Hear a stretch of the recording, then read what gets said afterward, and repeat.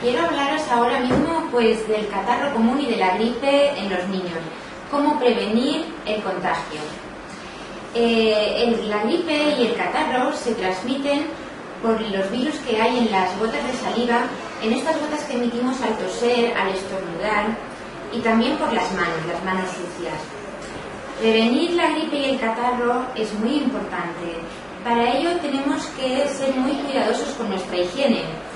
Por ejemplo, os voy a decir algunas recomendaciones que podemos utilizar. Cuando una persona está enferma con gripe o catarro, debe evitar relacionarse en reuniones con otros niños, con otras personas. También al toser, al estornudar, siempre ponernos el pañuelo delante de la cara y desechar rápidamente ese pañuelo, desecharle a la basura.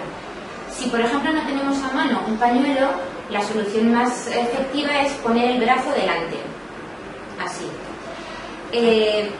También deberíamos, por ejemplo, enseñar a los niños pequeños a no compartir vasos, a no beber de la misma botellita, a no utilizar la misma cuchara o el tenedor, no compartir toallas o, por supuesto, cepillo de dientes.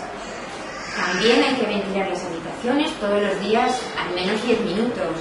Y por último, pues fundamental el lavado de las manos.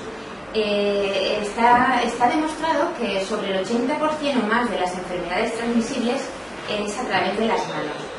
Por lo tanto, tenemos ahí un medio muy eficaz de prevención, el lavado de manos, que tiene que ser con agua y jabón, no solo con agua. Y tiene que durar unos 20 segundos más o menos, frotándonos las uñas y entre los dedos y también las yemas. Luego aclarar con abundante agua corriente y secar con toalla limpia y seca. Y bien, esto es lo más sencillo que podemos hacer.